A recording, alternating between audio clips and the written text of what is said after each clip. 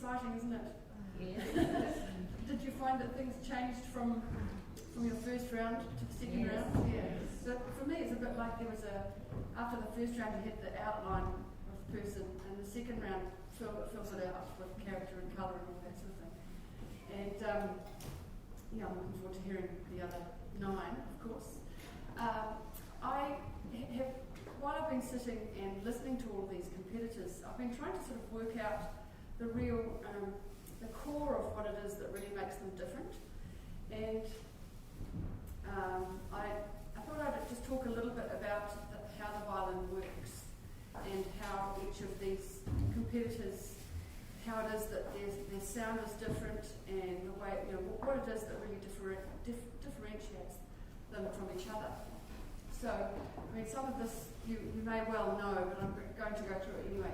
In terms of how violin actually works, because the fundamentals are that you've got a string that is either played by the bridge or plucked, and the string resonates, so it's resonating, and those vibrations go down through the bridge, and then there's actually a piece of wood called a sound post standing up inside the violin. Mine's about between here and here. So it's standing up vertical, and those vibrations are going through the sound post, moving around in the violin, and then a lot of the sound comes out the sound holes, but a lot of it just sort of emanates out of the violin. So fundamentally, in terms of how you make a sound on the violin, or how you vary a sound on the violin, has a lot to do with what you do at what we call the contact point with the bow. So this point here, whatever you do there, you can change. All the variety of sound that we make is to do with how we manipulate the sound at that point. And really the left hand is just stopping the string. It's making the string either shorter or longer, which changes the pitch of the note that you hear. So fundamentally, the left hand really is just, it's stopping strings. It's not really, it doesn't have much to do with the expressive content that you're hearing. The most expressive thing that the left hand does is vibrato, and that's one of the things that you can really tell the difference between the candidates in terms of how they use their vibrato to colour the sound. Anything from no vibrato to a really intense vibrato to a thinner vibrato, and different speeds, different amplitudes of vibrato. So ideally you want to use your vibrato to support the phrasing and shaping that you're doing with your bow, because fundamentally all of the expression is going to come from your bow. So what I'm going to talk about now is the fact that you can imagine a three-dimensional aspect to this point. So the main things that violinists are varying all the time. You've got pressure, so it's downward, vertical dimension, and then you've got horizontal dimension, so that's the amount of bow that you use.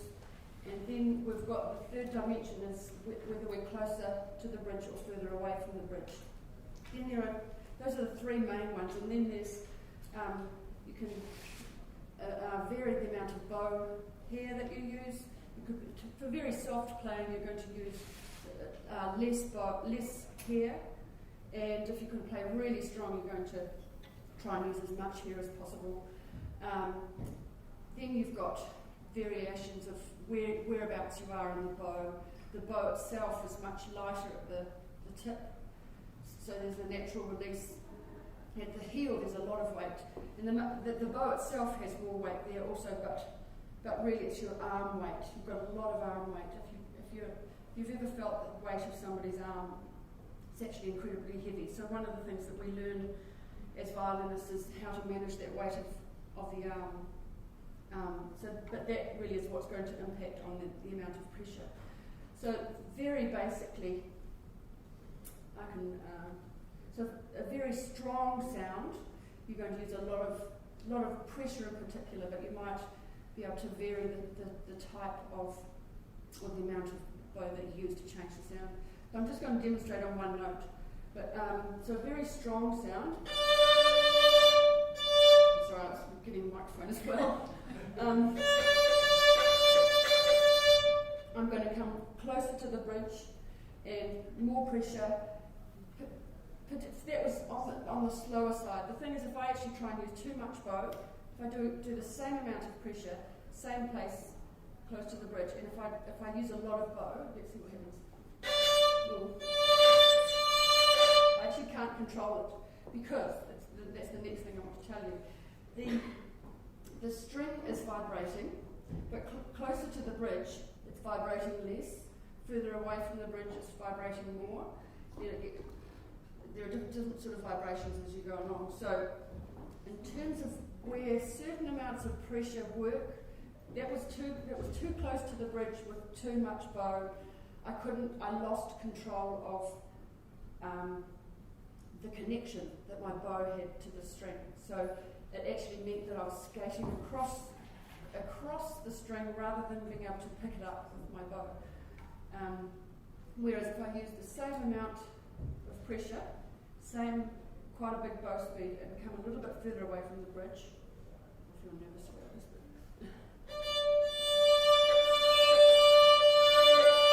but it's going to work. But if I do the same thing closer to the bridge, it's a lovely sound. So you can play with all of those aspects and do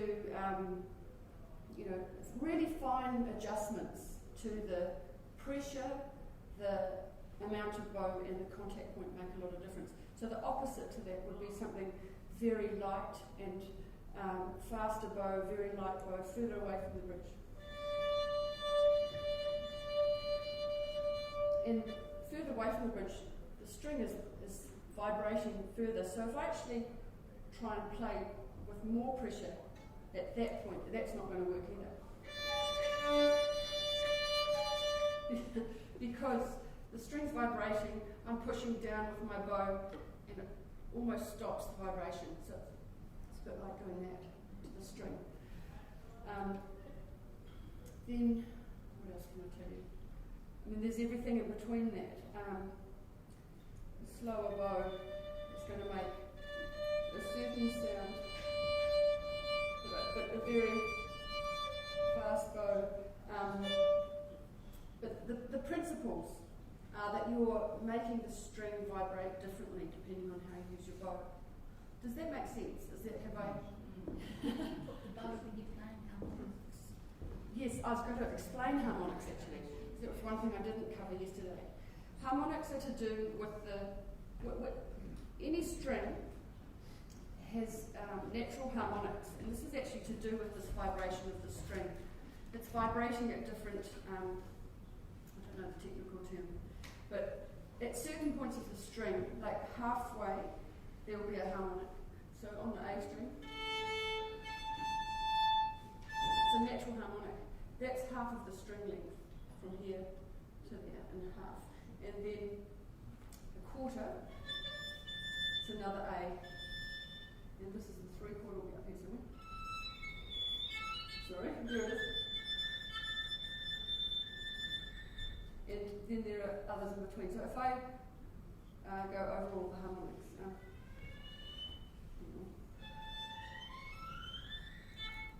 we've got a few up here.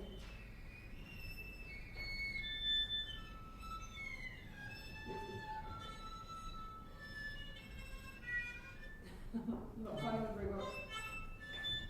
They're harder to find when you get down here, but they're natural harmonics. And then there are false harmonics, which you're hearing a lot of. The fourths and fifths, they all create different notes. But in terms of the bow, when you're playing the harmonics, it's a little bit more critical how you use your bow, exactly for that contact point. It's generally helpful to play closer to the bridge, but it depends on the sound that you want. So you're always considering how you're using your bow in terms of the quality of sound, the colour that you want, the character that you want. And yeah, it's just an absolutely consistent, expressive element that you're considering. There's something else I was going to say. Oh, and when you change the length of the string, so if I'm playing this note, the string is now only that long. If I'm playing up here, like you're hearing a lot of players, the string's only that long. So the contact point becomes even more critical because the string's so short that, you know, if you get your contact point wrong, depending on what sort of sound you're wanting, the sound, you will lose control of the sound. Now if it's just not going to sort of work, it doesn't work, but if the string's longer, I've got more sort of flexibility with the contact point.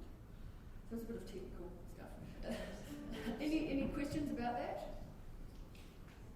Could I ask you just a bit further back, why is the posts not directly under the bridge? I couldn't tell you. I don't know the ins and outs of all of it. It's all to do with the yes. you know, the way everything works. A person who moves them around could tell you a lot more about that.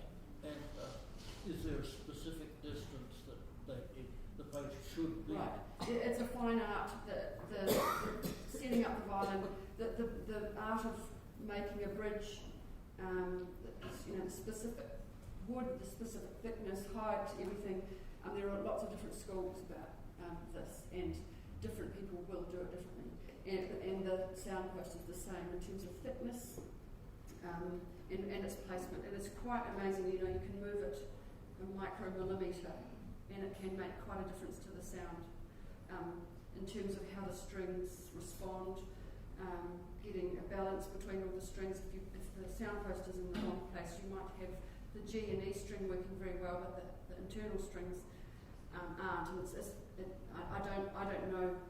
I'm not a specialist in that, but it's all to do with how the instrument vibrates, and you can probably answer some of these things. I just wanted to add on something with harmonics. Yes. Lots of composers explored the colors of harmonics. Not enough in place Stravinsky's Firebird, you know, that one famous spot where Yes. maybe you can show them. Is it That's it. And when the whole entire section is played, Yeah. it creates a really eerie, mysterious feel. That's right. Yeah, it is. It's a technique that a lot of contemporary composers explore. You know, that's not a very extended technique on the violin, but it is. You know, you can create some really beautiful sounds with it. Absolutely. Yeah. Yeah. Any other questions about that? If you strike, say, a G on the piano close to the violin, and the strings are in tune, should they all Resonate. Yeah, they should. And if you're playing, this is another thing that influences the sound in terms of the intonation. When your finger really is right in tune with your violin, the whole instrument vibrates more. And so that's where the left hand does impact on the quality of the tone, because you're trying to get as much resonance in the instrument all the time. You know, you can hear the difference between a violin that's resonating easily and freely and one that is a bit more tense and tight. And sometimes that will be to do with the instrument, but quite often it's just to do with the way that it's being played and whether everything's in sync, it's totally in tune. And so if I play an A, if I played an A, if it's really in tune, I can see my A string vibrating sympathetically with it. And that's quite an obvious thing you can see because it's one of the open strings as an A, so it's going to resonate with it. But that principle is always going to be playing into how resonant the sound is. Resonance is a concept that I talk a lot to my students about. It's like you need to expect to hear resonance. And when you listen for resonance, you find yourself playing quite differently and using your body quite differently to produce, you know, a more resonant tone. Yeah. Thank Does you. it make sense? Thank you very much. Anything else about that? I just wondered, I've noticed several of the competitors have broken the hairs in the violin. Oh yes. So that's what would have happened if a string broke? okay. Well, first of all, So the question was, or just noticing that the bow hair breaks, and that's very common. We have to rehair our, it's a horsehair. We have to rehair it depending on how much you're playing. So every few months, if you're playing a lot, and it does actually just wear out and it just starts to break. You know, between one day or 1 week and the next, I'll find that my bow hair starts to break suddenly, and you end up with a lot less, and you need to get it repaired at that point. But just since you asked me about bow hair, that the hair strands, if you feel that the strands of your hair, there are barbs in a certain direction, and so with the horsehair is the same, but so they have half of the hairs on the bow have the barbs going this way, and half of the hair barbs going this way. So you're actually using those the barbs of the hair. That's what we're using to pick up the string. That's how you're getting the contact. And we also put a bit of rosin on to help make it a bit more sticky. If we don't have enough rosin, you'll just sort of skate across the top of the string and you won't be engaging with the string. So it's all to do with finding that perfect way to engage with the string. That's basically at the heart of what I've been talking about. So one thing that is a bit worrying when a hair breaks, sometimes it can get underneath your fingers and all terrible things happen. And so I've seen I don't think it's happened to anybody here, but when I'm watching that, I'm always nervous that they're going to, the bow's going to get stuck. But the fingers are flying, so as soon as you let the finger go, the hair will go. But if you break a string, it doesn't happen that often, but it usually means you have to stop, and then go off, and start again. Yeah, but it's pretty rare that happens. Yeah. What's the atmosphere? The atmosphere, yes, absolutely. The atmosphere affects the violin and the bow. It's very dry here in Queenstown. It means that I don't have to tighten my bow as much, because the adjustment of exactly how tight the hair is changes the tension of the stick as well, and so it's a very fine balance.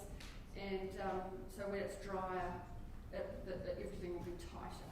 So you have to sort of make it looser. Whereas in Auckland, where I live, I have to tighten it up quite a lot, and it can change the sound of the instruments as well. It depends on the instrument, but I mean a gross kind of explanation. If it's very wet, your violin can sound damp. In general, I quite like the sounds the violins that I've had in dry climates, because it sort of makes them a bit more brilliant. But that's a generalisation. Yeah. Mm-hmm. Justine, on the first day, one of the competitors used a look like a baroque bar. Yes. And I was just interested in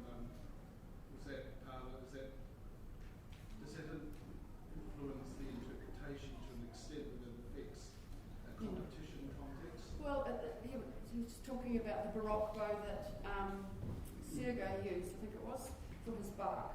And the difference is it doesn't have the same curve. This is a modern bow, which has been designed to be stronger and be able to be, in particular, stronger at the tip.